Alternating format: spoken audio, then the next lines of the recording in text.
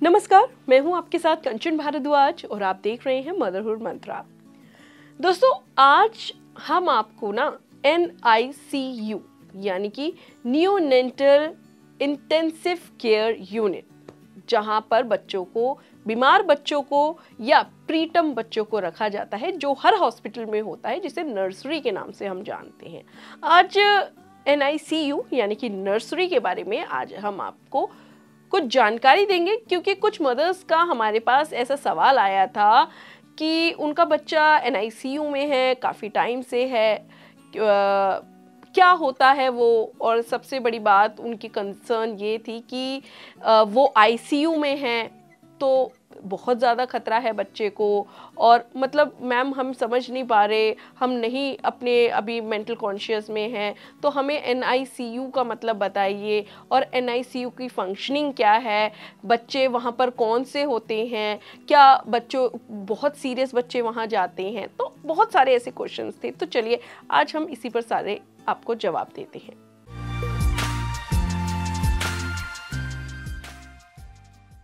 NICU, देखिए,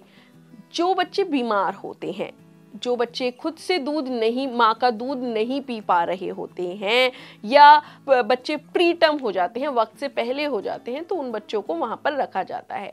NICU में भी काफ़ी ज़्यादा यूनिट्स होती हैं,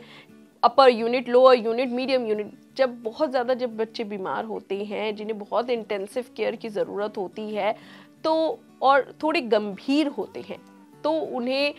उनकी एक पर्टिकुलर यूनिट होती है, उसमें उनको रखा जाता है। लेकिन जो बच्चे प्रीटर्म होते हैं, या जो बच्चे खुद से दूध, माँ का दूध जो होता है सक नहीं कर पाते, या माँ किसी वजह से बच्चे को दूध नहीं पिला पाती, तो उनको अलग उसमें NICU में ही अलग यूनिट में रखा जाता है। तो देखिए, NICU में मिक्स आते हैं, जो गंभीर होते हैं और जो गंभीर नहीं भी होते हैं। लेकिन इसका मतलब ये नहीं है कि वहाँ पर अगर बच्चा गया है तो आपको बहुत ज़्यादा स्ट्रेस लेने की ज़रूरत है या बहुत ज़्यादा टेंशन, क्योंकि देखिए डॉक्टर्स की जो टीम होती है, जो पीडियाट्रिशियन की टीम होती है NICU में, उसी तरह से केयर करती है जिस तरह से बच्चे को ज़रूरत होती है। जिस तरह से, देखिए, एक आप खुद सोचिए कि आप सोचती होंगी कि मैं ही बच्चे की सबसे ज़्यादा केयर कर पाऊंगी क्योंकि मैं माँ हूँ, लेकिन डॉक्टर्स के पास एक बच्चे की जिम्मेदारी नहीं होती, बहुत बच्चों की जिम्मेदारी होती है, और वो भी उस बच्चे को उसी तरह